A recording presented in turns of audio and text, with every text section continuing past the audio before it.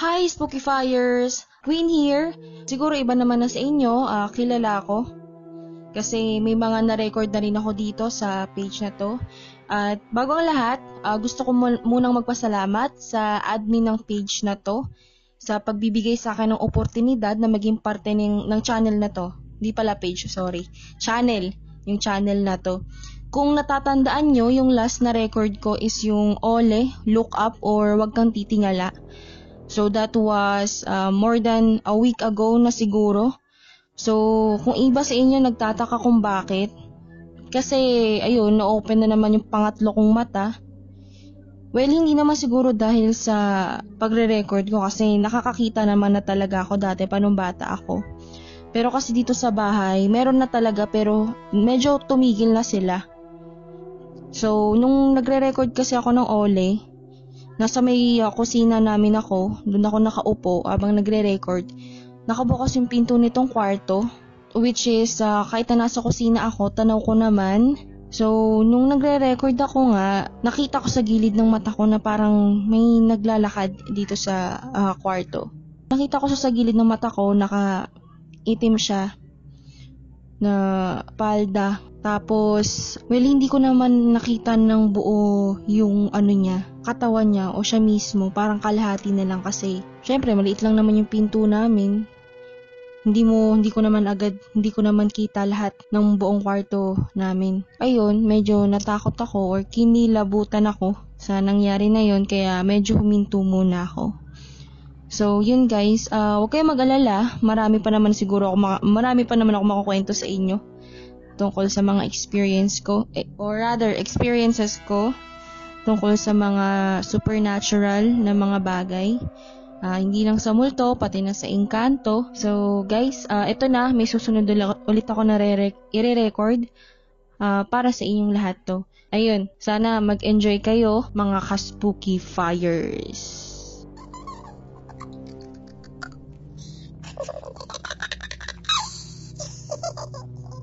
Kamusta mga ka-spooky fires? So, Queen, pangalan ko. Lahat naman na siguro sa inyo, kilala ko dahil may mga naisudula na rin ako sa channel na ito. Ito, yung ikikwento ko ngayon is sarili kong experience. Kasi diba nasabi ko na dun sa isa kong record na meron nga akong ikatlong mata o third eye. Pero, i-describe ko na sa inyo yung kakayahan ko na yun. Yung kakayahan ko na yun is siguro parang normal lang din sa mga nakakakita, pero yung sa akin kasi mas madalas.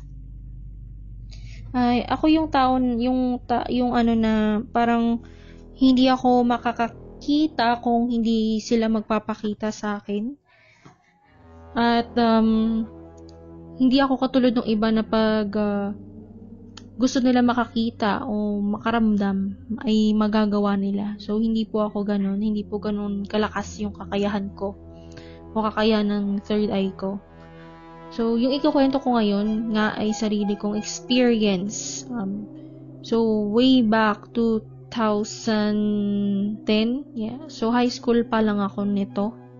At nasa probinsya ako nun. Probinsya ko nga pala ay Iloilo. So, doon ako nag-high school.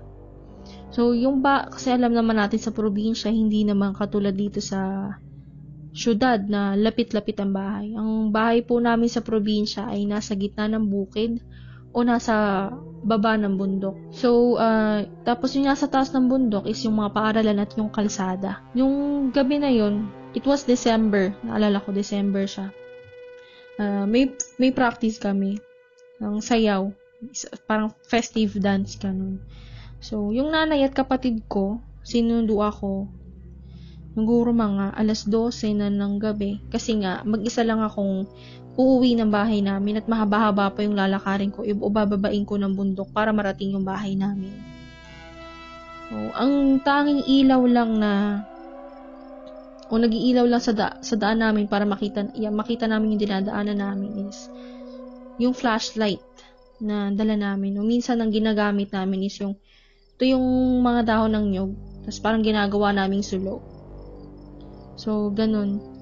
That time is maliwanag yung buwan, kaya kitang-kita mo yung anino mo. So, sa probinsya namin, usong-uso yung mga malalaking bato. May mga malalaking bato ka na matatapakan, may mga malalaking bato na mas malaki pa sa'yo. So, ganun. Tapos nung nasa may parang burol na kami, meron kasing isang malaking bato doon na madadaanan mo. Nakita ko, meron dong nakahigang bata. Nakabaluktot siya. Alam mo yung parang lamig na lamig siya na nakahiga doon sa bato. Pero, hindi talaga siya parang tao Anino siya, parang anino.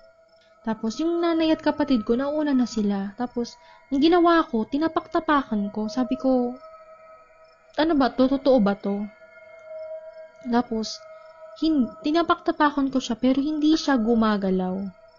Tapos, nung parang naramdaman siguro ng nanay ko na parang ang layo na nila sa akin, tinawag niya na ako. Tapos, sabi ko sa kanya, Ma, may nakahiga sa bato, bata. Ako namamaluktot. Sabi niya, di bumalik yung nanay ko ngayon. Sabi niya, ha? Wala naman tinuro ko pa. Sabi ko, ayan hindi mo ba nakikita? Tapos, hindi niya na ako pinagtapos na magsalita. Hinila niya na ako. Sabi niya, tara na umuwi na tayo kung ano na naman nakikita mo. So, ayun. Yun talaga yung parang yung nanay ko ay natatakot na para sa akin. Kasi kung ano-ano na nga yung mga nakikita ko during that time or nung mga panahong nasa probinsya pa ako.